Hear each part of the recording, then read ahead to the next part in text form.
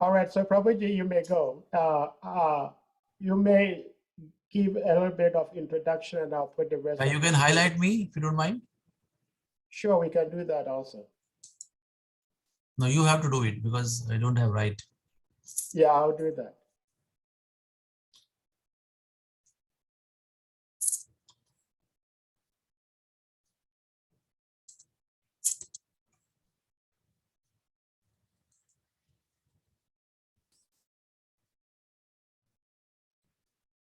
Okay, Hare Krishna. Hare Krishna. Hare Krishna. So, as per your desire, I'm introducing myself. I am Dr. Vishwarupdas. I am a medical doctor and I serve in Bhaktivedanta Hospital and Research Institute as Deputy Director of Spiritual Care and Palliative Care. I have been the trustee of Bhaktivedanta Hospital for last 30 years. I also serve in Vrindavan in Bhaktivedanta Hospice and also serve in Barsana in Bhaktivedanta Eye Hospital. At this moment of time, I'm in the marathon preparation to raise funds for constructing the eye hospital at Barsana. We have procured a land of 5-acre area and there we propose to open a 100-bedded, I think almost free eye hospital for the Brijbasis in and around 120 villages around Barsana. And I have been serving in Barsana for last 30 years, treating the Brijbasis of the cataract surgical process and giving them vision. And in Bhaktivedanta Hospital, I have been serving by leading the Department of Spiritual Care, where we take care of patients on the bedside, the staff members, the doctors, and the general public by giving them an opportunity to connect with the Lord and spirituality through the medical practice in a very innovative way and inculcate spiritual values in patients while they are under treatment in Bhaktivedanta Hospital. This has been my main area. In the meantime, I trained myself in USA in the science of dying people that we call as palliative care and hospice in 2007. So that has been my small specialty. But my main focus is, along with the dying people, is on spiritual care, providing the knowledge and connection to the Lord and spirituality.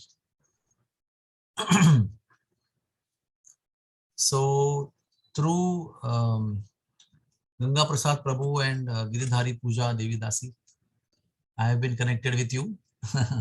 Maybe second or third time I am online with you. By the mercy of Corona, we are on the Zoom, on the virtual platform. But as the great souls and the my spiritual master said that whichever way we are connected to devotees, whether virtually or physically or practically, it is very auspicious to be with the devotees, to have darshan of the devotees, who chant Hare Krishna with great faith and who connect to the Lord every day through the chanting of the holy name. So whether we are in India or Africa, we are all together chanting the holy names and helping each other to make progress in Krishna consciousness. So that way I feel very proud and very happy and privileged to be with all of you today. And I think we can chant some prayers till the people join, because in India it is 8:15 p.m. Yeah. And what is the time there? There are different people in different places. There are some from Ghana, But Different country, Ethiopia. yeah, there are some from Okay. Nigeria, So different timings. Okay, different times. fine, Yes, fine. It's amazing. It's amazing. yes. Maybe the person who devised this Zoom platform may be getting so many blessings and so many mercy. I believe so. Unknowingly, the blessings of so Unknowingly, many yes, devotees. So many yes, devotees come together. yes, In the difficult times, they came together. So yes, at different places in the world, we could never imagine earlier that we would be ever together. yes, I couldn't even imagine. I speak to Ethiopia, East Africa, South Africa, West Africa, all together, Guyana, at one yes, point of time, from one place, sitting in my yes, own comforts of my residence, but yes, still connecting with everybody sincerely, heart to heart, soul to soul. yes. It's amazing. It's amazing. It is. I had heard early in my Krishna conscious life that all the worst things in the life of those in the life turn out to be good for those who love God. All the worst things turn out to be good for those who love God. Which means the process of Krishna consciousness is such that the most worst looking situations, they turn out to be blessing. So even in our scriptures, we learn that the worst of worst things happened to Prahlad, to Dhruva, but they were turned to be blessings by the mercy of the Lord. So all that we have to do is, what we should be doing is, try our best to love the Lord, try our best to serve the Lord, try our best to love and serve the devotees of the Lord. So it is my also personal experience that so many things happened in life, worst of worst things, but they always turn to be blissful, happy moments in life, just by the fact that we all are devotees trying to chant Hare Krishna, trying to love our beloved Lord Sri Krishna, trying to be with devotees. Everything turns out to be good. So similarly, Corona was a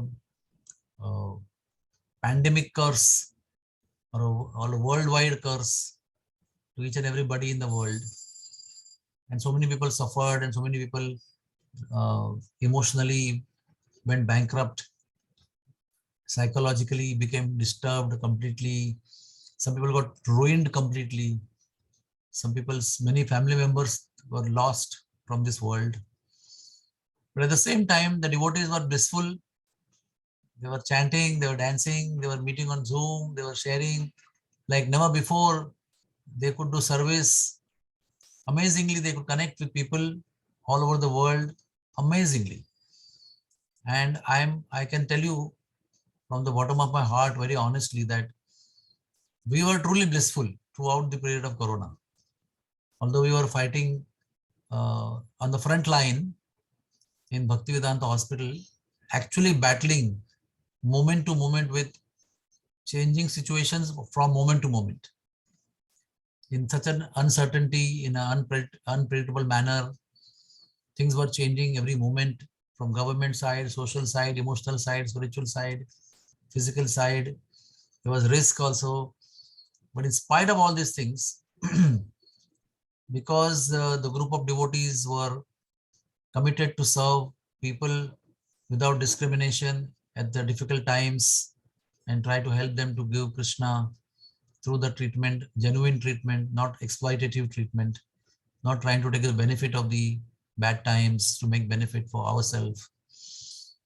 That's why truly I could see in and around me, in my society, where I'm living here, in the community I'm living here, in the outside world I'm living here, I could see that the devotees were very blissful, and they found new and new ways of coming together, new and new ways of performing their bhakti.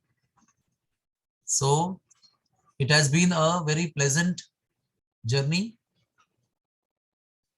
simply because we are connected to the most lovable Lord Krishna. So that has also given us a great faith that if we continue to do so, what we are doing today, however much difficulties will come, they will be turned into a blessing in the end of the day. They will be turned into a blessing for which, without any doubt. And why to wait till the end of the day? Even during the day, when we are going through the crisis, each moment will be blissful, of which there should be no doubt about.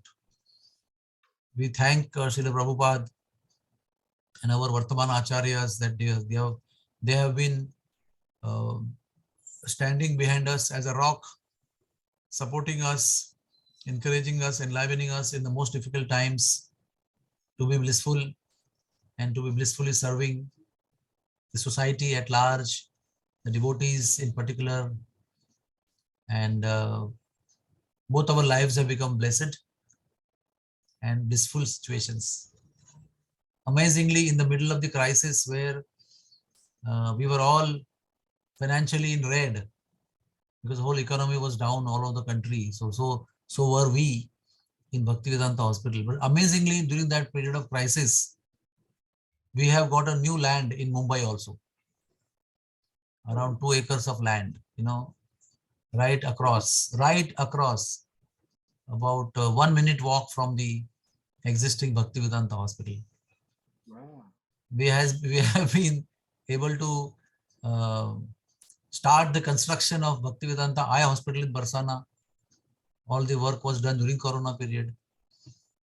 So you never know what the Lord can do, and what the Lord is doing already.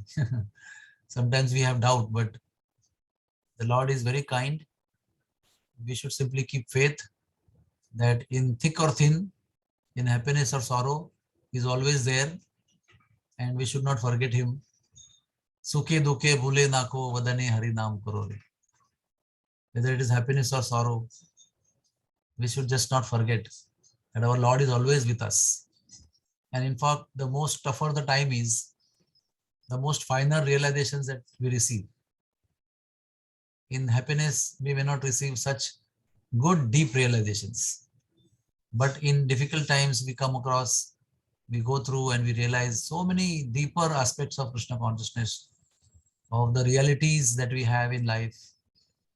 We come across them with great depth, and we feel also grateful because such difficult times give us very, very deep realizations about the realities of life. So with these few words, I will chant few prayers. Om Ajnanatimirandhasya Jnananjanashalakaya Chakshurunmilitam Yena Tasmai Sri Guruve Namaha. Sri Chaitanya Manobhishtam Stapitam Yena Bhutale Swayam Rupak Kada Mayam Dadati Swapadantikam.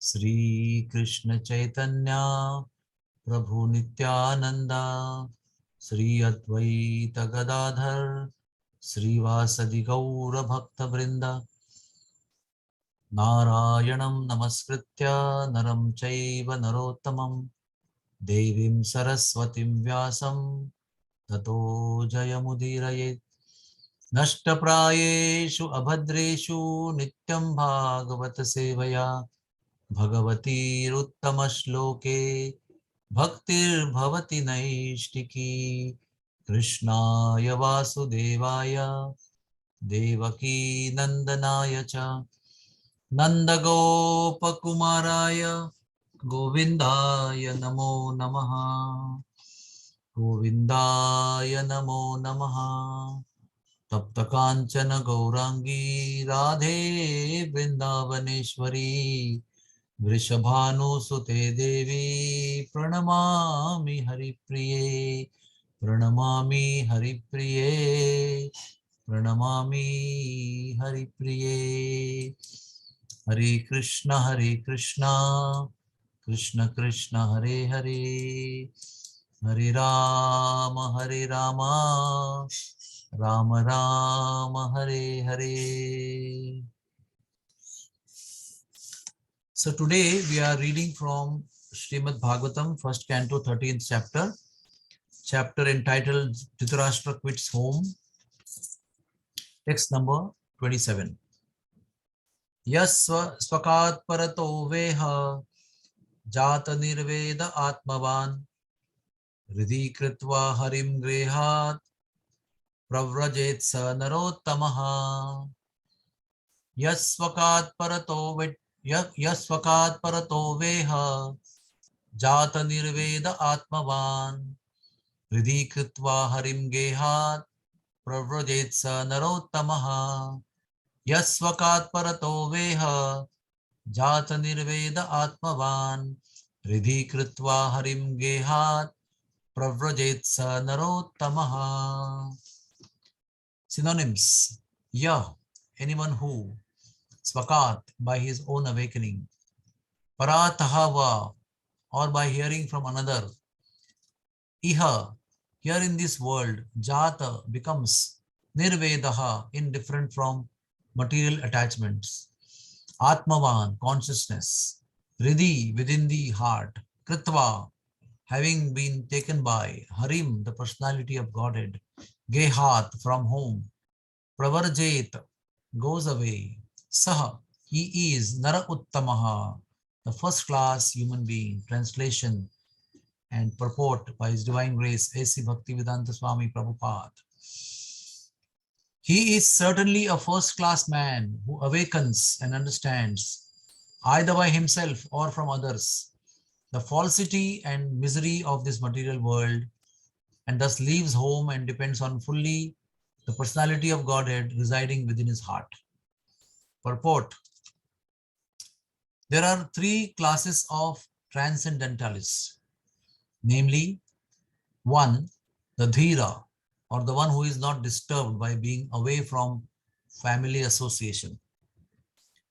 2. One in the renounced order of life, a sannyasi, by a frustrated sentiment. And 3rd, a sincere devotee of the Lord, who awakens God consciousness by hearing and chanting and leaves home depending completely on the personality of Godhead who resides in his heart. The idea is that the renounced order of life, after a frustrated life of sentiment in the material world, may be the stepping stone on the path of self-realization. But real perfection of the path of liberation is attained when one is practiced to depend fully on the Supreme Personality of Godhead, who lives in everyone's heart as Paramatma. One may live in the darkest jungle alone out of home, but a steadfast devotee knows very well that he is not alone. The Supreme Personality of Godhead is with him, and he can protect his sincere devotee in an awkward circumstance. One should therefore practice devotional service at home, hearing, chanting the holy name, the quality, the form, the pastimes, entourage, etc., in the association of pure devotees. And this practice will help one awaken God consciousness in proportion to one's sincerity of purpose. One who desires material benefit by such devotional activities can never depend on the Supreme Personality of Godhead, although he sits in everybody's heart. I'll repeat again, one who desires material benefit by such devotional service can never depend on the Supreme Lord, for although he sits in everybody's heart. Nor does such a person, the Lord, give any direction to persons who worship him for material gain. Such materialistic devotees may be blessed by the Lord with material benefits, but they cannot reach the stage of first class human being, as above mentioned. There are many examples of such sincere devotees in the history of the world, especially in India, and they are our guides on the path of self-realization. Mahatma Vidur is one of such a great devotee of the Lord. We should all try to follow in his footsteps for self-realization. Hare Krishna. Thank you very much. He is certainly a first-class man who awakens and understands, either by himself or from others, the falsity and misery of the material world, and thus leaves home and depends fully on the Supreme Personality of Godhead residing within his heart. Thank you very much. So we can now close the, yes, thank you. So this chapter in Srimad Bhagavatam, first of all, I would like to tell you that this is first canto of Srimad Bhagavatam. And what is so special about first canto of Bhagavatam? Srila Prabhupada translated first canto of Bhagavatam into English into 3 volumes, staying at Radha Damodar Mandir. And Srila Prabhupada was not having any responsibility of management of many temples or handling many projects or reaching many devotees individually, cultivating them. He was focused one-pointedly. He was focused one-pointedly on writing. And he stayed for about 5 to 6 years in Vrindavan. 5 to 6 years in Vrindavan, and he wanted to go to America, and he thought he will translate first canto and then leave for America. That means he also writes that he didn't have much faith that he will live for many more years. So he thought wise to write everything that he wanted to say to the world before he left for America. That means he said himself, he wrote everything that he had to tell the world in the purports of the first canto of Srimad Bhagavatam.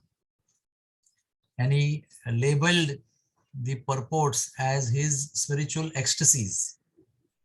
Especially so when he wrote those purports in Radha Damodar temple in Vrindavan. So much so that he would even skip his lunches, which was Radha Damodar Mahaprasadam lunch, Braja Bhoga Prasadam. He would not even remember that he had transgressed the hunger and thirst. And after finishing his writing in the evening, late evening time, he would come out and he'll find the plate of Mahaprasadam at his doorstep outside the closed door. And then I must tell you that I know the Goswami who actually left the body now, but I knew him for 30 years. He was a small child when Prabhupada actually came to the temple of Damodar. His father invited Prabhupada. So he said that after that, Prabhupada would go to the samadhis of Rupa Goswami and Bhajan Kutir and sweep the floor. And at times, as a young boy, this Goswami would hear some sobbing voice. So he would go and see, and he would find Prabhupada sobbing, shedding tears of love while sweeping the floor in between Samadhi of Rupa Goswami and Bhajan Kutir of Rupa Goswami. After that, he would honor the prasadam, what was left for him since afternoon time. And this is the way he wrote the purports in full absorption and full ecstasy at the small room that he was given by Radha Damodar Goswami, where he wrote these purports. So we can understand that when we read these purports of the first canto, we are directly sharing the spiritual ecstasy experienced by Srila Prabhupada. We are directly associating with Prabhupada in seclusion of Radha Damodar temple. We should always have this feeling when we are reading the first canto of Bhagavatam, that we are with Prabhupada, one-to-one, alone in the seclusion of Radha Damodar temple, not to full temple, but his room, small quarters, which Prabhupada would describe as Vaikuntha, as his own place in Vaikuntha, in spiritual world. And he would always say that I long for that small room in Radha Damodar temple, and my heart longs to go there, but going there would be sense gratification for me. My duty is to preach as per my Guru's order. but my heart always dwells in that place. And he also mentioned devotees that I reside there eternally. Whoever cooks anything, offers there, I accept it eternally. The Chaitanya Mahaprabhu said, whoever, whatever is offered by Vishnu Priya Devi at uh, Yoga Pitha, I will always honor it. I will be there to honor it personally. Similarly, Prabhupada said, whatever is offered to me at my quarters at Damodar temple, I'll be honoring it. So he's always there. Even after he has left this planet physically, he always resides over there. He resided over there always when he was on the planet also. So we are very lucky to have such purports. So in this purport, we'll give a little background to the story. All of you are reading every day these slokas. But one story I will tell you, which will really enliven you about Vidura. Because many people can question how Vidura is qualified to teach spiritual science. And that too, he is transgressing the etiquette, Maryada, Vitikrama, by preaching his older brother. It's not our etiquette. We don't preach our older brother or mother or father. Or, only the Lord can do that. The Lord is teaching his mother Devahuti. But not ordinary other living entities. We don't see them doing that. But Prabhupada explains very nicely that Vidura, although in a material way or from the point of view of the material world, he was born to a maid servant. He was Dasi Putra. But originally he is Yamraj. And he, as Yamraj, is a Mahajana or Dikpala, or he is the, the beginning personality of one Sampradaya as Mahajan. Who is a Mahajan? Mahajan means a Sampradaya begins from him. So we have 12 Mahajanas. We have Janak Maharaj, we have Brahma, we have Narada, we have Kapila, we have Vyasa, we have Prahlad, we have Bali, we have Lakshmi Devi. We have so many people. Okay. So Mahajan, Yamraj is one of them. Bhishma Devi is one of them. So as a originator of a Sampradaya, he has all rights to preach the fallen conditioned souls in the world. So this way he is qualified. So the second question comes in mind, how Yamaraj became Vidura? So I'll tell you a story before I go into today's subject. Because that will make the position of Vidura very clear. There was a rishi called Mandavya Rishi. Prabhupada mentions here as Mundaka Rishi. Doesn't matter, it's the same personality. He was one time arrested by the king, accused of being a thief, along with many other thieves. So the king was told by the soldiers that we have got the thief, we have caught them red-handed. So without even meeting them or doing some discussions or convincing himself, he just said, hang them all. I mean, in our language today, hang them all. That means in those days they would drop them at the sharp razor point of javelin from a height, and the javelin point would enter the anal area, pierce the anal area from down, pierce the whole abdomen from down, come to the chest and come out of the head like this. It's like from a long height, big height, the person will be dropped by a rope right at the the sharp point of the javelin, and the javelin will pierce the person from down to the up and he will die. So he told, do that with them. We call in India as suli. Suli means to put them on suli. Is that what I explained to you? So all the thieves, they died, and this Mandavya Rishi also was thrown from height to be pierced by the javelin point. But he was so powerful a yogi that the javelin entered in his anus but could not go further. And he was so powerful that he sat on that pointed part of the javelin and did tapasya for 6 months. At the end of the 6 months, the king was told that this person did not die. He's still there on the point, on the sharp point of the javelin. The king came running to see, only to find that, oh, he's Mandavya Rishi. How did he get there? So then they told that, oh, he was doing meditation and thieves were hiding in his house, and we thought that he's doing a big drama of meditation. He's also part of the thievery. So we picked him up also along with the thieves. And you said, hang everybody. So we just hung everybody and threw them in the javelin. So king said, oh, just release him, please. I'm sorry. He fell at the feet of Mandavya Rishi and said, I'm very sorry. Please forgive me, forgive me. So they just tried to take him off the javelin point, but they just could not. So the javelin sharp point remained in his body.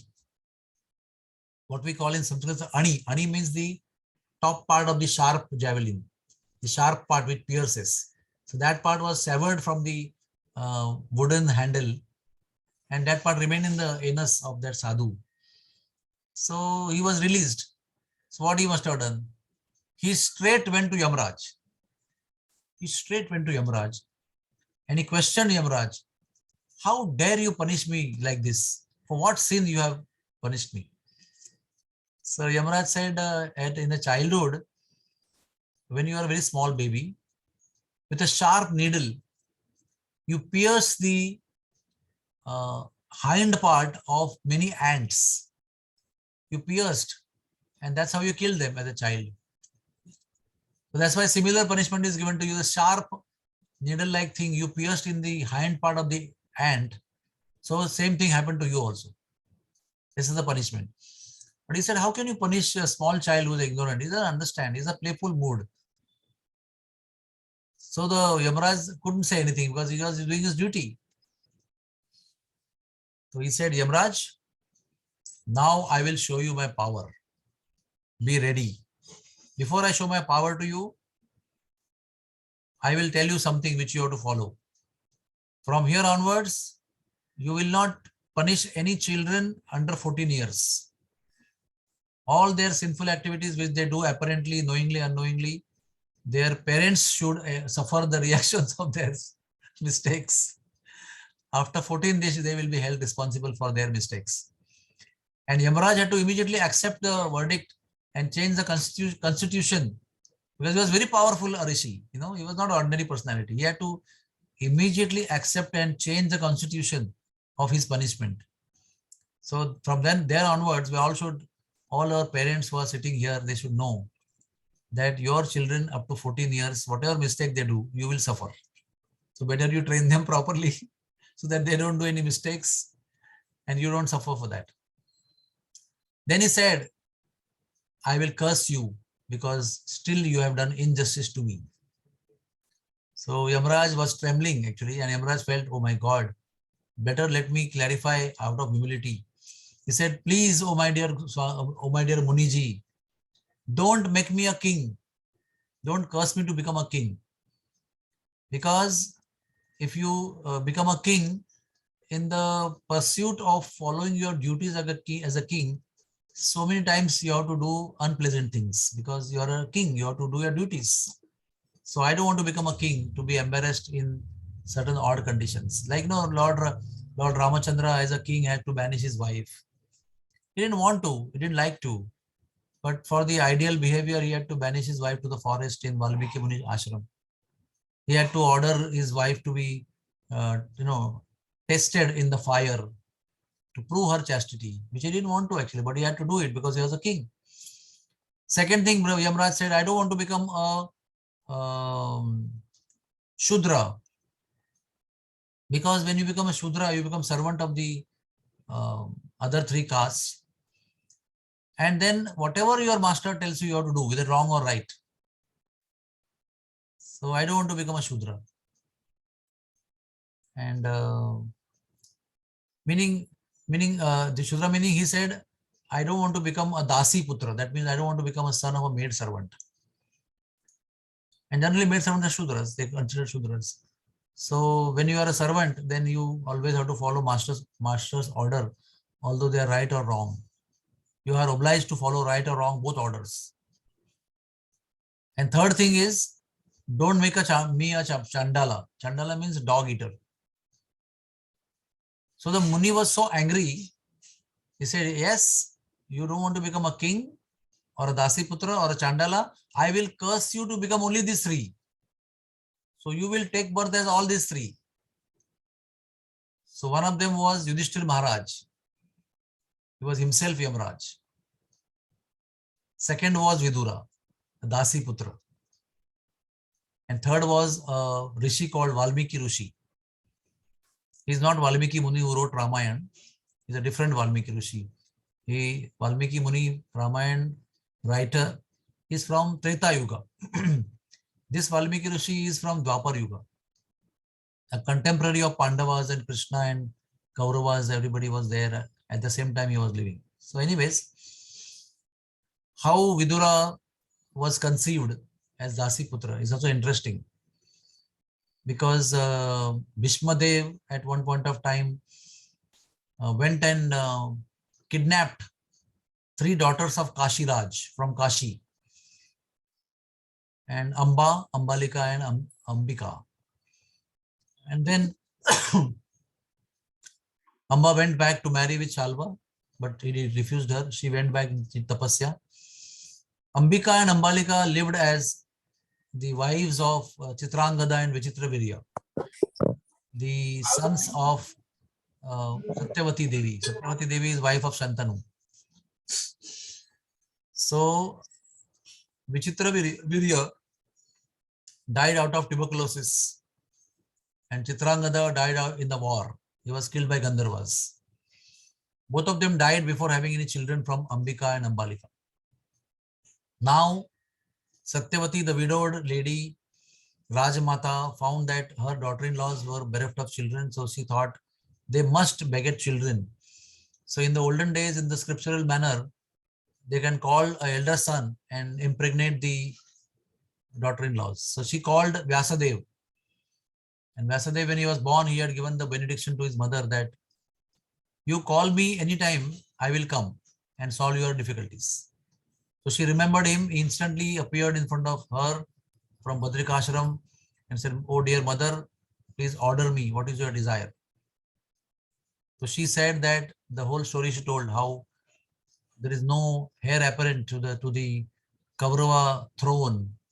So you have to beget sons in these two daughter-in-laws of mine. So he said, mother, I will take some time to change my form because I am performing tapasya for long years. My body is quite different. It's not very attractive. It's quite thin and ugra. Ugra means once you do hardships, do penances, you don't look beautiful. You look very thin and very sharp, and eyes are red. So I won't be very attractive and for the women. So give me some time to change my form. So she said, my dear son, there's no time. It's an emergency. You don't have time to become all right or look beautiful. You have to do the needful in the given situations. So he said, yes, mother, if it is the will of the providence, then I shall follow your instruction. So he went to the first lady, Ambika, and then Ambika just closed her eyes. She just could not bear the, kathor. Kathor means a harsh appearance of the sadhu. She just couldn't tolerate. She closed her eyes. So Vyasadev came out and told the mother, because the lady closed her eyes, the son born out of her will be blind. I just can't help it. It's a will of the providence.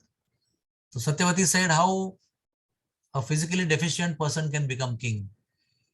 He can't become. A blind person cannot become the king of Hastinapur. So she said, okay, you go and try with the other lady. So he went, and she was already told that don't close your eyes. The first one closed the eyes, so she will be begetting blind son. You don't close the eyes. So she was equally fearful, but she kept the eyes open. But she was really fearful. She actually almost fainted, She became white as a ghost. It is explained. She became white as a ghost out of fear. So Vyasadeva came and told her mother, Mother, this time the lady became white as a ghost. So the son born out of her will be anemic. Anemic means Pandu. Pandu means white. That means less of blood in the body. In layman's language, less of iron and hemoglobin. So person looks very pale, and that was Pandu. So she said, what to do now? Two women are tried and both of them are giving deficient children. So go again to the first one and try. So by this time, the both ladies had become smart. They thought that we should do a trick. So they convinced their maid servant. They bedecked her as a queen and they presented as the daughter-in-law of Satyavati. So when Vyasadeva went in her chambers, she really served him with in a pleasing way. And the union took place and Vyasadeva came out and told her mother, this son, which will be born now, will be the most intelligent one, most virtuous one, most knowledgeable one, most qualified one, but he will not become king because he will become son of the maid servant. She said, what? Maid servant? Yes, I came to understanding that both the daughter-in-laws of yours, they tricked me and they sent me to their maid servant as the queen.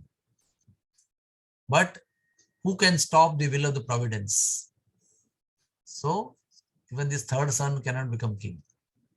So like that, the third son is Vidura, who is born out of the maid servant. And whole his life, he had such knowledge, such virtues, was such an advisor, such a minister, such a well-wisher of four Kuru dynasty, but he could not become king. He always remained the advisor. But fortunate was the king, Dhritarashtra, who had such a minister in his kingdom, like Vidura. And all over the life of the Kurus, and all over the lives of the Dhritarashtra being king, Pandu being king, every time Vidura was known as the most bold person, most honest person, most fearless person, and always speaking the truth without compromise. He never bothered because he was not attached to any material gains in life. Who can become fearless in this world? Only that person who is not having any ulterior motivations for material gains. Anybody who has any attachment to getting any material gains, he has a fear. Will I get it? Will I lose it? So there's a fear in mind. There's instability in the mind because one is motivated with some material gain in mind. But Vidura had no material motivation. He had nothing to lose or gain. So he could always be bold. Although he was a younger brother of the two brothers, Pandu and Dhritarashtra, he was always frank, honest, and bold. Speaking the truth is the prime quality of Vidura. And we all should understand how important it is to speak the truth. Always remain on the side of the truth, on the platform of truth. Act always on the platform of truth. Because truth is Supreme Lord Sri Krishna. Truth is Sri Krishna himself. And when you are on the side of truth, Sri Krishna is with you. When you are on the side of the truth, you are always victorious because Sri Krishna is with you. You have chosen Sri Krishna to be with you in the form of truth. So a person speaking truth is always glorious, worshipable, adorable, glorious in his own way. And his association makes us believe in the truth, to follow the path of truth when somebody is like Vidura, whom association is available to us. So this Vidura, finally, when he was telling all the truth to Dhritarashtra, always stopping Dhritarashtra from doing wrong things. But Dhritarashtra being overtly motivated with the material gain from being attached to his son. So because of this overt attachment, he could not stop his son from doing many wrong things. In fact, he participated in every activity by overly being attached to his son. That's why one after another he kept on committing big blunders. And finally he pampered Duryodhana so much that one time uh, when Duryodhana was born, at that time only Vidura had told, you discard this child, you destroy this child will make everybody cry. This child will harass everybody in the world. He will be the emblem of adharma, irreligion personified. Better you destroy this child now only to save your Vamsha, save your dynasty. From that point, he was advising Dhritarashtra. Then while he was trying to poison Bhima, trying to burn the Pandavas, trying to disrobe their daughter-in-law, Draupadi, at every single time, Vidura was warning and opposing and stopping and scolding. But finally, Duryodhan became a young man, very powerful. He knew his father is under his subjugation, to be overtly attached to him. So he dared to insult Vidura and he dared to kick him out of his kingdom of Hastinapur. Said, get lost from here. You are like an enemy staying as uncle in our family. You are the friend of enemy. You are always thinking of their welfare and you are always working for our bad. Till now we tolerated you, but this is too much. Now you please get out of our house, our kingdom and everywhere and go wherever you want to go, but don't stand here. Thus, being insulted very in a humiliating way, Vidur left the kingdom and he went on pilgrimage. And in his pilgrimage, being a great ardent devotee of the Lord, he kept on associating with great souls. Like we hear in Bhagavatam, he was associating with Maitreya Muni. And so many beautiful discussions have come about, which became ultimately the part of Srimad Bhagavatam. By the discussions, the quality of discussions that they had, but he had with such exalted souls. Shukdev Maharaj, Vyasa Muni were inspired to put their dialogues as many of the important chapters of Srimad Bhagavatam. That shows how great Vidura was. What a blessed life he led on the path of the truth. That whether he was in the kingdom, staying under shelter of the Kshatriyas, or whether he was wandering as a mendicant, he never left the platform of truth. His life in one sense never changed. The external form might have appeared to change. Maybe in the kingdom he was a minister, he was an advisory position, he had some authority, he had some luxuries or something like that. And in the forest when he was wandering as a mendicant, maybe he was eating roots and herbs and walking barefoot without any facility. He was staying under a tree, taking bath in the river, and whatever comes in his way, he was managing his life. But mainly focusing on associating with sadhus. So Prabhupada writes that he actually had accepted that time Vanaprastha life. When Duryodhana insulted him and sent him away, that time only he accepted Vanaprastha life. Completely detached life. No other attachments, no other expectations. He was just moving from place to place, doing pilgrimage and meeting with sadhus. And then Mahabharat war took place. He was away. Mahabharat war took place. Mahabharat concluded. And Duryodhana also was killed. All the 100 sons were killed. All the Kauravas were killed. All the Pandava side was killed except 5 Pandavas and 3 people more. And most amazingly, the Dhritarashtra, his brother, who whole life conspired against Pandavas along with his son Duryodhana and Dushasan and Shakuni and Karna. He never relented to stop he did not bother to ever stop Duryodhana from doing wrong things. He didn't have guts only, he didn't have courage only to ever tell Duryodhana, you are a rascal, you just better stop all these things. He could never do that. He was so attached. That means he wanted Pandavas to be killed en masse. So he tried to burn them. He accepted that. He wanted to poison Bhima because Bhima was the one point rival, arch rival of Duryodhan.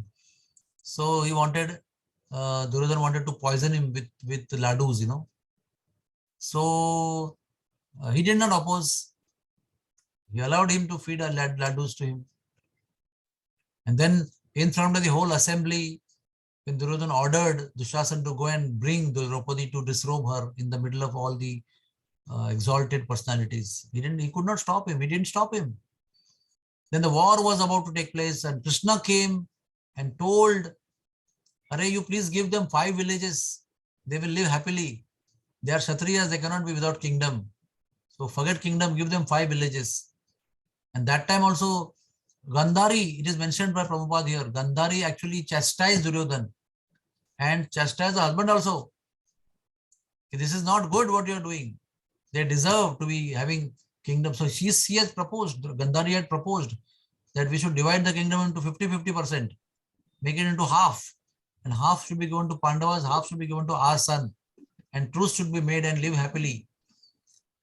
But because Duryodhan was not ready to give land even equal to the point of the needle,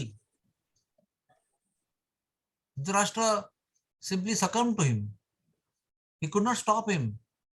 He could have used his power as a king to do the justice as per Gandhari's advice, but did not do that. That means he was constantly siding with his son in all the wrongdoings.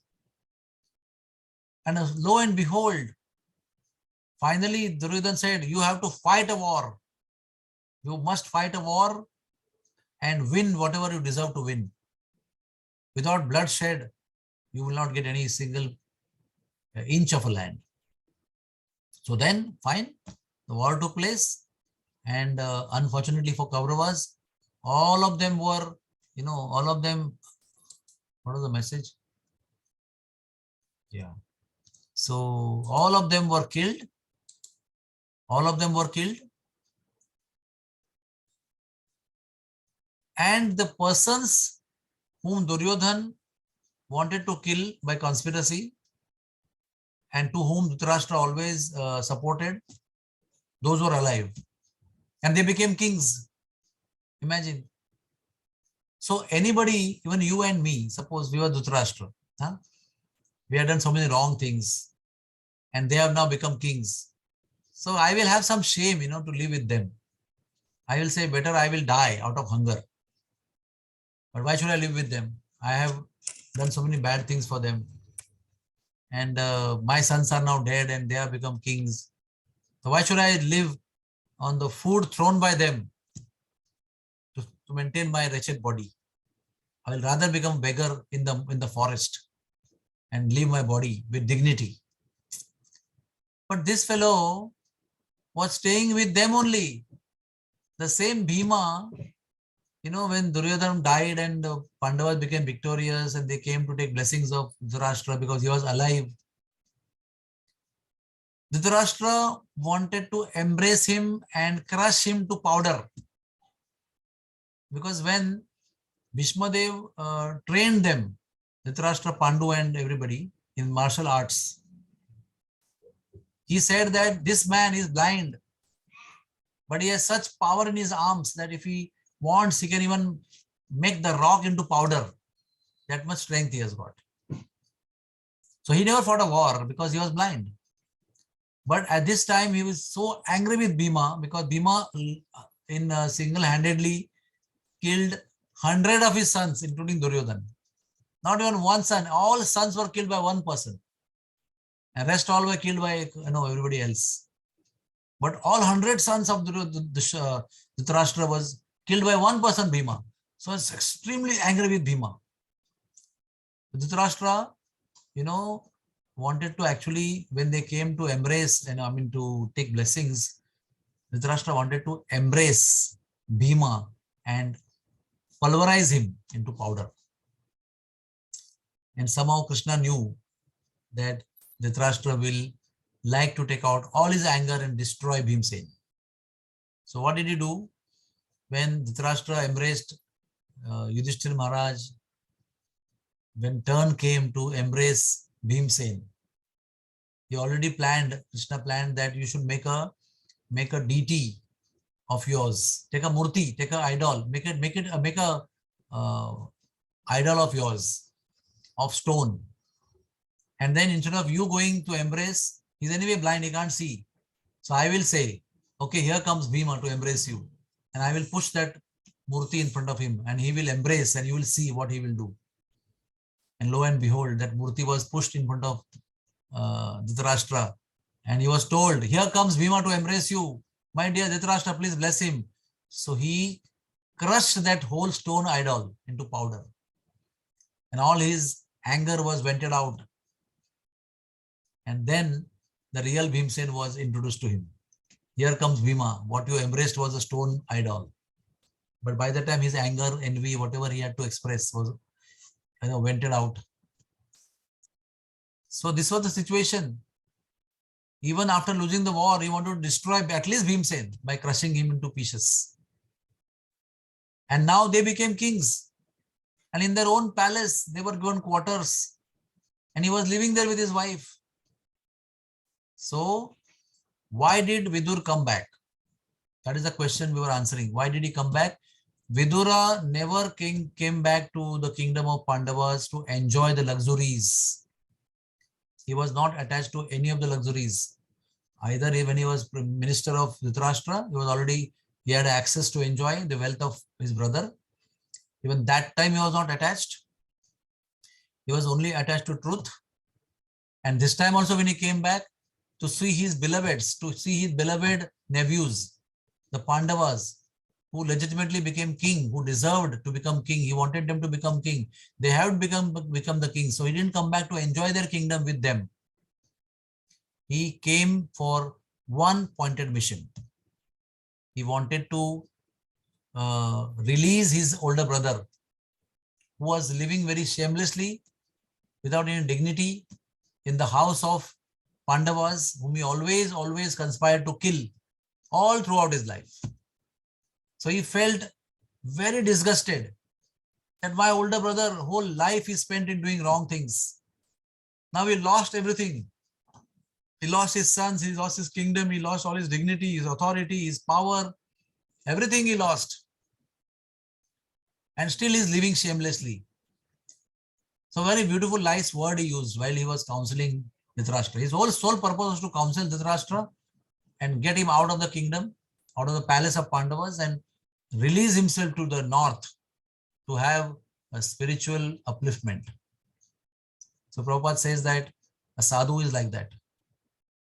When the sadhu will see somebody is fallen, somebody is degraded, somebody is on lowly platform, somebody is entangled, sadhu will go and uplift them. At any cost, it may be not easy way for upliftment. It may be painful, it may be harsh, it may be cumbersome. But a sadhu will do the needful. The very word sadhu is that person who cuts. What he cuts? He cuts the knot of attachments. That person is defined as sadhu. So the Vidura came as a true sadhu to cut the knot of attachment of luxuries that his brother had to the opulent living that he always lived in life. Even at the cost of his own dignity, his respect, he was still attached. And Vidura felt pity on him. And to release him, to cut him off from his attachment, he counseled him. He went to teach him the science of truth. And he said, my dear brother, don't you feel ashamed to live off the food thrown as remnants of your nephew Bhima, whom you wanted to kill?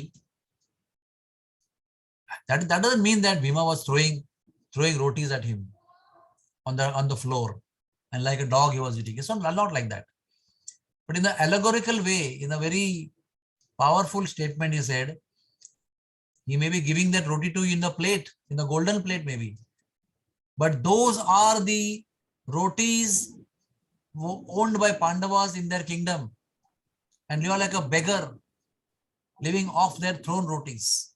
Don't you have dignity? Don't you have self-respect? Why you live like this? It is better to live as out of hunger, and die one day. So I will read few lines. What did Vidur say? There is no need to live a degraded life and subsist on the charity of those whom you tried to kill by arson and poisoning. You also insulted one of their wives and usurped their kingdom and wealth. How powerful are the hopes of living to continue his life? Verily, you are living less like a household dog and are eating the remnants of food given by Bhima. You have been blind from your birth. Recently, you have become hard of hearing. Your memory is shortened. Your intelligence is disturbed. Your teeth are loose. Your liver is defective. And you are coughing up mucus. These are various slokas, Yeah, he is displaying over here beautifully. Despite your unwillingness to die, your desire to live even at the cost of honor and prestige, your miserly body will certainly dwindle one day and deteriorate like an old garment. So better you leave this place. Okay, we can come back again. So this is how purposely used harsh words to really cut off the attachment of his older brother. And he said, you shouldn't even tell them that you are leaving. If you have any dignity remaining in you, should leave at once from this place and go to the north and meditate on Supreme Personality of Godhead and deliver yourself. Don't live such wretched, lowly life. Already your life is so much filled with sins. You're already a bad luck person due to your activities. So, see the power of a sadhu, When he spoke all these things, at once Dhritarashtra left from there. At once. He didn't even tell anybody. Usually one should tell, when you're living in somebody's house, you should tell, I'm going, I'll be coming at this time, I'm going on this time. And he just left in the middle of the night. On the spot he left. And his chaste wife Gandhari also left with him. And Vidura also left with him. So two uncles left together with auntie. They all left. And you see the great king Dhritarashtra, great king Yudhishthir. In the morning he see his dignity. Yudhishthir Maharaj always knew that Dhritarashtra was party to every plan of Duryodhana. While he could have stopped him, he didn't stop him, although instead of that he supported him. So he was a part of conspirator in each ugly plan that Duryodhana made. But still, he never lost respect for Dhritarashtra. He always respected him from heart, not superficially also. He really respected him as an older father. So every day morning, after even all the nonsense he had done for whole life to destroy them, after becoming king, Maharaj Yudhishthir would every day morning, first thing would go and offer respect to Gandhari and Dhritarashtra as older papa and older mummy. Then he would go to Kunti. That's the etiquette. So he went next morning to offer his respect and he didn't find anybody there. He didn't find Dhritarashtra, he didn't find Gandhari, he didn't find even Vidura who had come as a visitor in between. All of them had gone. And Maharaj Yudhishthir felt, oh, did I use any bad words to them? Did I mistreat them? Did I unknowingly, through bad body language, insulted them? Did I point out something that they are not worthy of living over here? He was feeling so guilty that I must have done some mistake. That's why they must have felt insulted and they left. So story is very long, but I would like to summarize the story here in such a way that whatever happens in life, whether we are devotees, not devotees, we should live with dignity. That is very important. We should not live in a very helpless way, simply to maintain our body with some food and shelter. We should live with dignity. Even if we become poor, we become financially bankrupt, but dignity one should not lose. Dignity has to be there. Because dignity is one of the cultural aspects that is required to even perform bhakti. Like we have Vaishnava etiquettes, like we have cultural etiquettes, like we have, in India, there are so many cultures of guest reception is there, so many behavioral culture, mother-in-law, daughter-in-law, and the relatives, how we treat each other, how we treat our society, how we treat our family members, how to treat our country members, how to treat our kings and countrymen. There are so many etiquettes are there. And if you are well versed in etiquettes, spiritual life becomes very easy to follow. But if we don't have culture, we don't have character, then even though we chant 64 rounds a day, we don't make any progress, because the culture and the etiquettes and the dignity that we have makes it easy to become a very good devotee fast. So that is why, especially Vidur came home from his beautiful life of Vanaprastha. He could have continued. He didn't have to come also. He was getting the news that, oh, Pandavas won the war, they became kings. So he was very happy anyways. He didn't have to come back anyways. But he came back to deliver his older brother. And his older brother, he guided him. He accompanied him. He walked with him to north. He taught him. He encouraged him, supervised him doing meditation. And he trained him so well that finally, only with the power of his meditation, under the guidance of Vidura, he could burn himself by self-generating fire from within his body. He was able to magnify the fire element of his body, Agni Tattva, which became manifest as burning flames from the Sukshma Tattva. The subtle element of fire in his body became gross element into flames and burnt the mortal body of Dhritarashtra and delivered him from cycles of birth and death. Such is the power of a genuinely concerned, compassionate Vaishnava. It is also mentioned that Dhritarashtra did not attain the destiny of a great Vaishnava, but by the power of yoga, he was delivered from cycle of birth and death to start a life afresh again with dignity to perform bhakti. But in this life, he could not perform bhakti. He was only doing politics and wrong activities. But still, because he had a brother like Vidur, he could attain salvation. See, what is important is to have a devotee as your relative. He was such a rascal actually. Whole life he was only living like a rascal. But he had a brother who was a pure devotee. And however rascal we are, if our brother is a devotee, he will be kind upon us. He will say, yeah, I know my brother is a rascal, but he's my brother. I love him. And because the devotee loves him, Krishna also shows compassion to that person because his devotee loves him. He loves his devotee loves that person. So Krishna also loves him and favors the person. And the devotee also is so kind, even though his relative is a rascal, but still the devotee will go and show compassion to them. Oh, I know he's such a person, but he happens to be my uncle. He happens to be my brother. He is my son. He is my brother. He is my relative. Like Hiranyakashipu, like Narsimha Bhagavan told Prahlad, yes, your father is rascal number one. I know he deserves worst. But because he's your father, I have delivered him already. What to speak of your father? 21 generations I have delivered. Don't worry about that. So that's how Lord sees us. That's how Lord sees his devotees.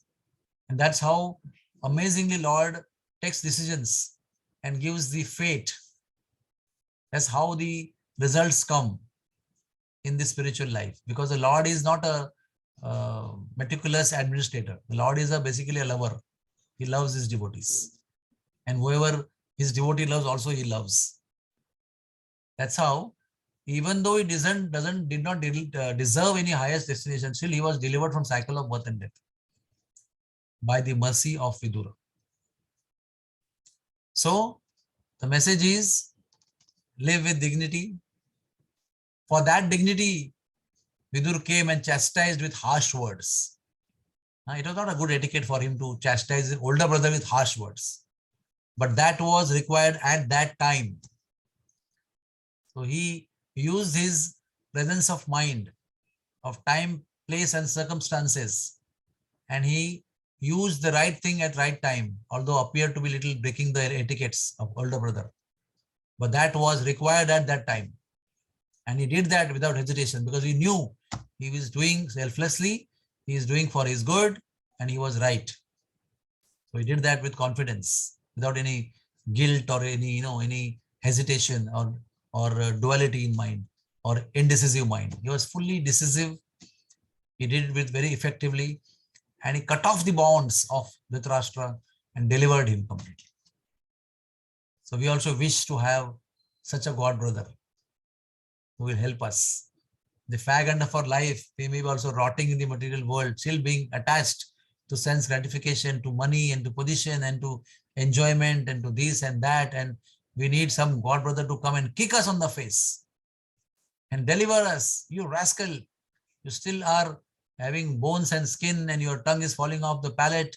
You can't see, you can't hear. Still you want to enjoy the material world. Get out of this place. And yes, we'll wake up that time and get out of the material world. So thanks to Vidura for his kind advice, and this advice is for us also. Of course, we all are supposed to be under the shelter of our children, under our sons at the old age. And one very important point Prabhupada mentioned in the purport also, that finally we need to be Krishna conscious. Whether we are grahasthas or whether we are vanaprasthas or sannyasis, what is needed is to be Krishna conscious. Grihe thako, vanne thako, sada hari bole dako. Always chant the holy name, remember the Lord, call the Lord. Whether you are a mendicant or whether you are a householder, doesn't make any difference. Finally, the Lord does not differentiate you. He looks at your soul. He doesn't see, oh sannyasi, oh grahastha, oh brahmachari, oh vanaprastha. He does not differentiate. He is American, he is African, he is Indian. He just sees my loving part and parcel, my child. He loves me. And then he takes us. So, external garb is not important. What is important is devotion in the heart. So I thank all of you, and I will end my small talk here and invite any comments and questions if you all have. It has been a great pleasure for me to speak to all of you, be with you. Hare Krishna. Hare Krishna. Thank you so much, Sri Vishwarup Prabhu. That was a very, very beautiful lecture you just gave us, especially the stories and how to practically see ourselves as Dhritarashtra and having a very good friend, a good brother, chastising us, giving it to us as it is. No flattery, so that we will sit up and take devotional services seriously. So thank you so much. So Gangaprasad Prabhu, you have a question, you can highlight him. Yes. Highlight him, please. Prabhu, please unmute. To highlight him. Put him on spotlight. We can't hear your voice, please. Your voice is distant. Okay.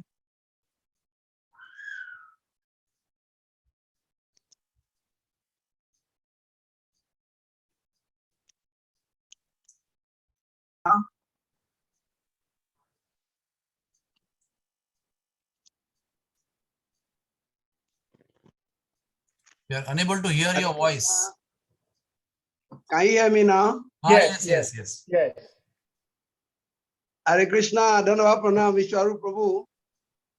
I only have to applaud the lecture. It is very appropriate, illuminating, enlivening, and beyond that is I want to acknowledge the fact that I am very grateful to you and all the crew of doctors in Bhaktivedanta Hospital. Haribol. The love you showed to me is exactly what you are preaching now about Vidura's love for Dhritarashtra. I'm very grateful. Haribol. And also to notify that I'm back in Nigeria now, and by the life you have added to my life, I'm still trying to have attraction for Krishna consciousness and associate with devotees. Right. Thank you so much. I'm grateful. Thank you. Thank you very much. Thank you so much, Prabhuji. Anyone else with any question? Prabhuji, I have a question from the. Can you spotlight yourself? Can you just highlight yourself? Oh, okay. Everybody should. Oh, okay, I'll do that.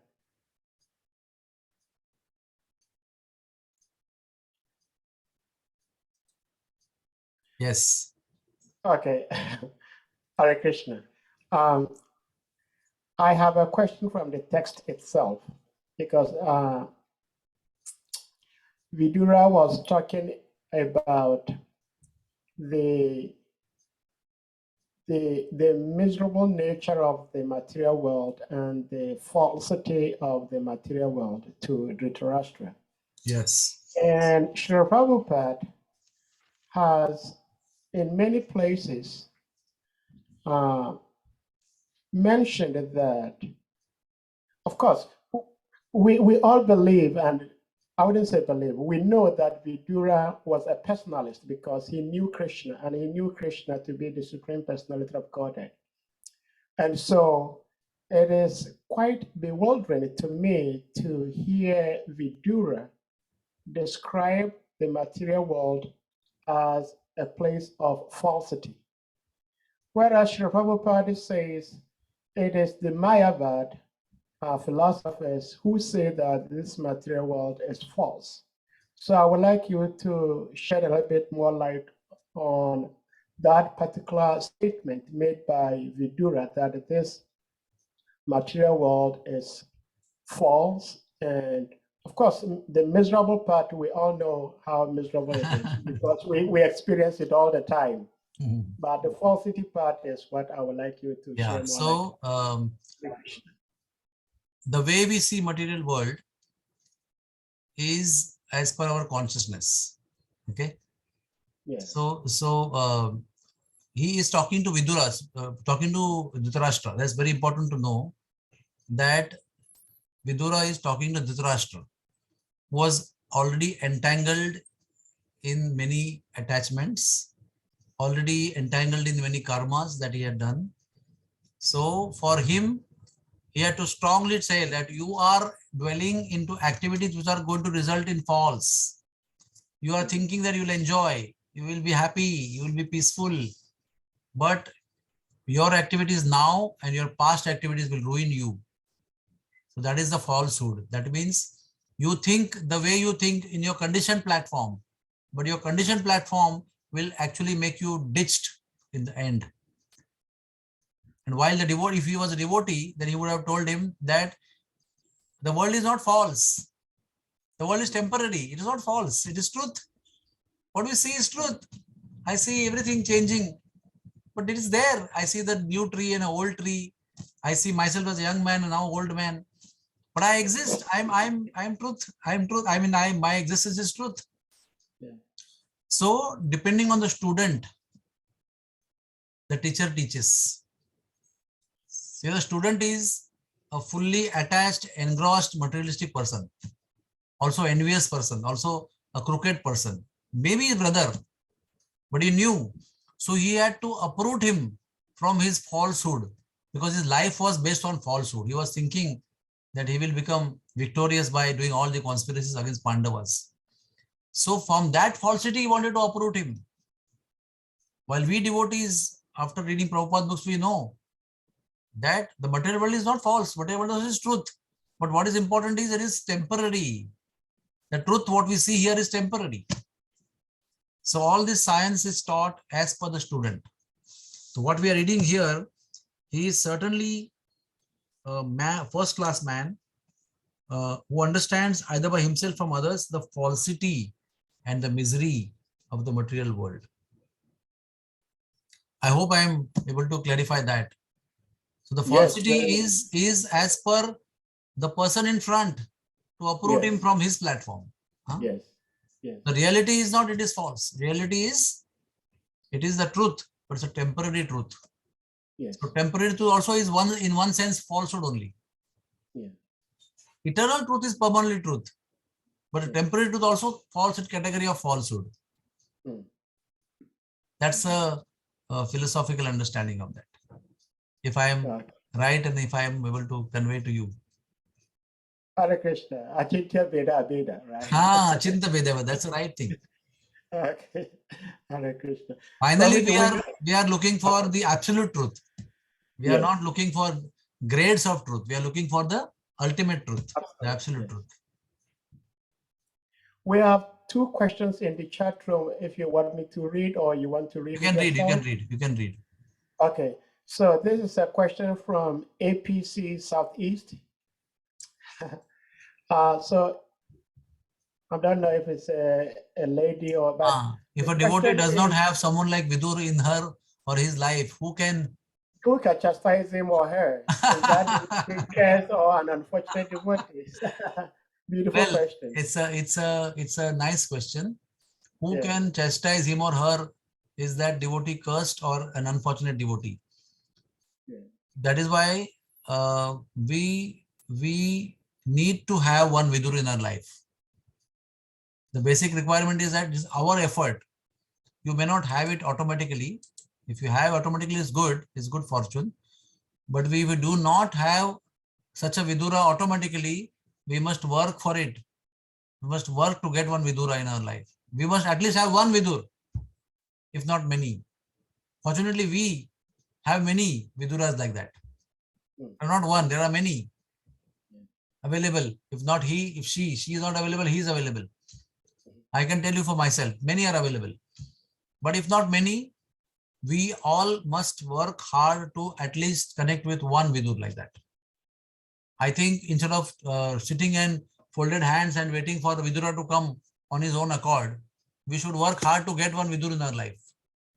It's our prerogative. It is our, what do you call, responsibility to create such a Vidur in our life. Once you create such a Vidur in life, then rest everything is in the hands of that Vidura. He will deliver you. But you have to go and get that Vidura. Can't just say, I don't have, am I unfortunate, am I fallen, am I most unfortunate. We cannot do that. In the human life, we must at least work hard to find one Vidura in our life. That much work we have to do. Then Lord will do the rest. Next question. Thank you so much. There is a second one from Hari Leela. Hari Leela Prem. Yes, Mataji, boliye. Hari Leela. Hare Krishna Prabhuji, please accept our humble obeisances. Thank you for a wonderful lecture. I humbly wanted to inquire, Vidura bin Yamaraj, as you explained, his position of Mahajan, why he guided Dhritarashtra on meditation and not on a devotional service. Good question. Good question. Again, the teacher teaches as per the level of the student. Everybody is not ready for bhakti. Please understand. Although bhakti is available to everybody, everybody is not ready for bhakti.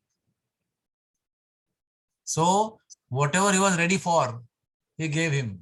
I also had asked this question earlier. Why not bhakti? Vidura is a pure devotee of the Lord. He was always associating with Maitreya Muni and so many people in pilgrimages. So why did he give him yoga? It is explained in Shastra that those who are too materially attached, for them yoga is mentioned. To control their senses and bring them on the platform of tranquility. And then from that platform, next life, they can continue with bhakti, if at all they are fortunate. And plus, they need to also want it. Bhakti is not cheap available. If you don't want it, it's not available to you. One needs to get qualified. So, because he was on that platform, he was given that process of yoga. Prabhuji, thank you so much. There is a second question from APC. Yes. I'll read that. It says, here we see how Vidura was chastising a king despite his low birth, and the king accepted it. Sometimes a senior devotee is not doing something right, and when junior devotees complain or want to correct, the junior devotee is told he is committing an offense. But senior ones are doing nothing to correct the situation. What do we do in such a situation? Yeah, this is reality what you're saying. This is a fact. But the best thing about Dhritarashtra and Vidura is, Vidura in first place accepted Dhritarashtra in first place accepted Vidura's counsel. Please understand here. The positive thing about this discussion between Vidura and Dhritarashtra is Dhritarashtra in principle accepted his counsel as bona fide. He didn't say, who the hell are you? You are my younger brother. What right you are going to tell me? Get out of this place. I know what to do. Who are you to tell me this? He didn't say that. That's the biggest qualification he showed by listening to him. And Vidura at right time approached him. Before also, he told many good things to him, but he was in right consciousness. Now his disease, Duryodhan, had gone away in one sense. So he was in a better position. So he could dare to tell. And his fortunate condition was Dhritarashtra also accepted. In our case, when a senior devotee is not doing something right and junior devotees complain or want to correct, is the senior devotee ready to accept the counsel? Then only it is going to be effective. However right you are, if the devotee senior to you is not ready to listen to you, your right advice has no value. There has to be acceptance. So the ideal thing is you have to go to a senior devotee to that senior devotee and let him try to correct him. But if nobody doing anything, you don't do anything. If I am a junior devotee and my senior devotee is doing wrong, and I am not entitled or authorized to correct that senior devotee, I should not venture into that. It's not the etiquette to do that. We have to be empowered. We have to be authorized or allotted that service. Then only we can do it. But if we are in the authority position, you have authority as temple commander, temple president, and you happen to be junior to that devotee, but in your authority position, you can do the correction. But if you're neither the authority and nor eligible and you're junior, better to keep quiet and pray to the Lord. The Lord will do something. Send a senior person whom he has faith in, and the senior person will correct that senior person to you. This happens many times. But when you are not in the authority and you try to go and correct a senior person, you create a mess than solving the situation. Because you're not the right person to do the needful. So in this case, better to keep quiet. But we don't just keep quiet, we pray. We offer prayers to the Lord. Hare Krishna, thank you, Prabhuji. In fact, I have a follow-up question to APC's this last question and the answer you just gave. Okay. And that is, I may be mistaken, but I believe Srila Prabhupada in his unimaginable wisdom did not leave us in Iskcon with one person figure as the absolute authority. Almost everybody in Iskcon works under somebody. And in our material world, it is a common phenomenon that absolute power corrupts. In other words, if someone has an absolute power where he knows or she knows that I'm the final authority, even though the person may have good intentions, but the likelihood of becoming corrupt is also very great. And so we are trying to be devotees, some of us, like myself, I'm not yet a devotee. I'm struggling and trying to become a devotee. And so if I find in a situation where I have, let's say, 5 authorities in my temple, and all these 5 authorities are doing something improper, they are all conniving, and nobody else is there to say something. So if that is the case, what does the junior devotee do? And what does the scripture recommending that one puts a straw in between the teeth and then approach a senior devotee? What does that mean? My thinking is that as a junior devotee, when you find senior devotees or people in higher positions doing something improper. I don't know, but generally, most people would not have so much interest in correcting. But if the situation is dire, that somebody has to do something, wouldn't it be appropriate that not literally putting a straw in between your mouth, but going in a very, very humble manner and then telling this person, Prabhuji, this is what I see you doing. Maybe you can do it this way. What do you do? So your question, this is your question? Is this your question? It's a question and a comment at the same time, because I am thinking that there is nothing absolute in this world. And so certain rules that are given for the general and the most situations. But there may be a situation whereby somebody will have to take an action to correct a situation. And so by putting a straw in between your mouth and approaching this senior devotee, is that also considered an offense?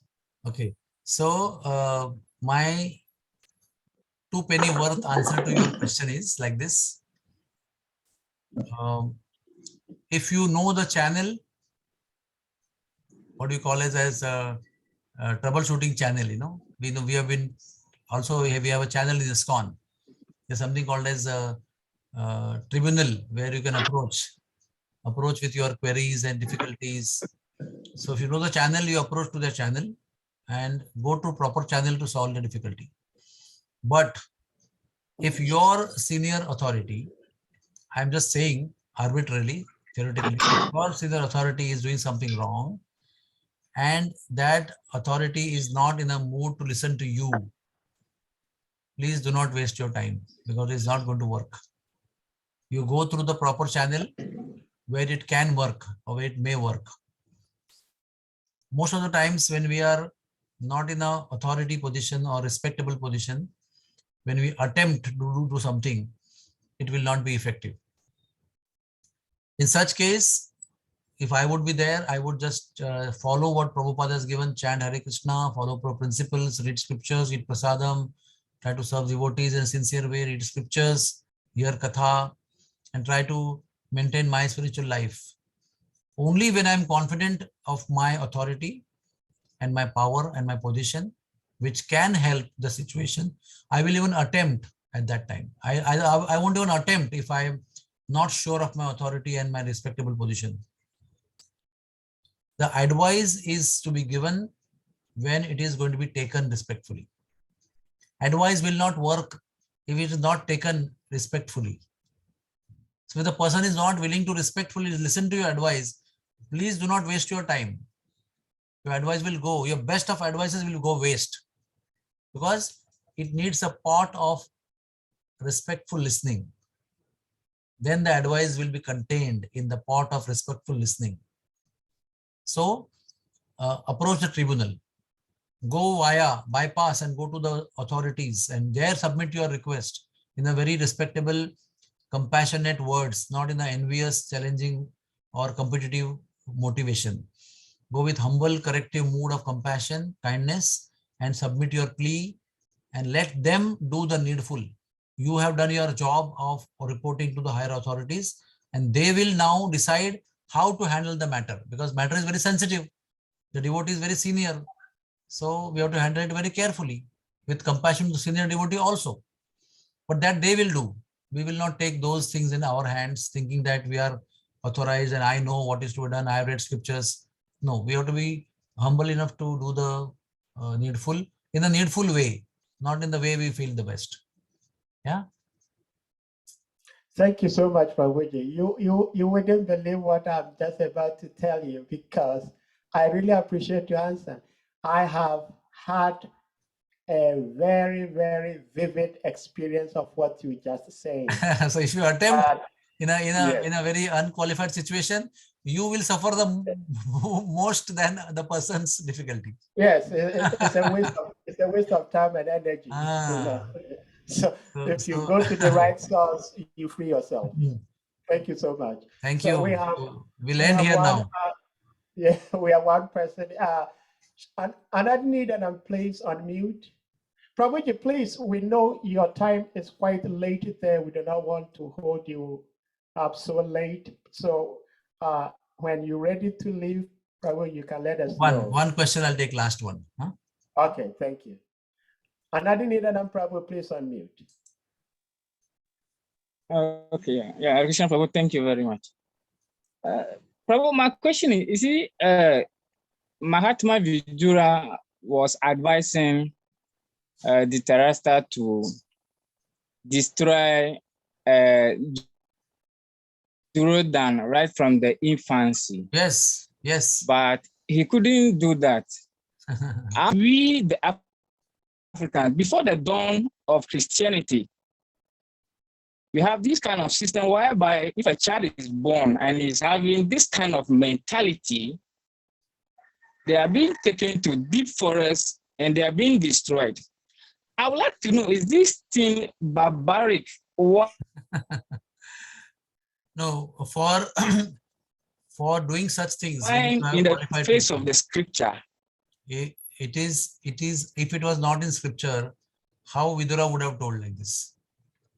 Vidura is not talking from his hat.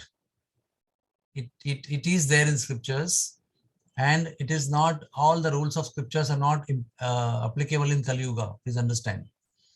We are talking about the statements made by Vidura in Dwapar Yuga, at the birth of Duryodhana, much earlier, maybe 5,000, maybe 6,000 years before. I don't know. Maybe 550 years. I don't know. But in previous Yuga. So what Vidura has said is Vidura had told, this is the truth that Vidura had told. Get rid of this child right from beginning if you want to save your dynasty and save your culture. But today, from the legislative law of the country we are living today, India or America, whatever, we are not entitled to do that. Our administration or our ruling is not scriptural or spiritual. Our kings or our government is not spiritual, to follow scriptural injunction. So we have to live by the country law of the country and do the spiritual life as per the permissibility of the given situation. But what Vidura had told was truth. He told Dhritarashtra to get rid of his son. Okay? So well, okay, actually I was thrown out because my network. Arijan Prabhu? Well, he answered your question. He answered your question. You can hear the recording on the Zoom. You may have to go to YouTube and yes. watch the answer to your question. But Prabhuji, before we see you go, all of us on this platform humbly and graciously pray to Guru and Krishna to bless you and your fellow devotees helping people all over the world in the hospital, taking care of people. My good fortune. May Guru and Krishna bless you more and more so that you can help more devotees all the time. Hare Krishna. Hare Krishna. Thank you. At this point, if you have anything else to conclude, you may do that before we close the class. What is that? I say if you have something else to say to conclude the class. I only say that life is full of opportunities to serve, and we should be living with open eyes and open ears to grab the opportunity to serve. And that's what makes our life very successful, very happy and blissful in the middle of miseries also. When we are always grabbing the opportunity of service, our life will be always blissful. Vancha kalpatarubhyascha kripa sindhubhya evacha patitanam pavanebhyo. Thank you very much, everybody.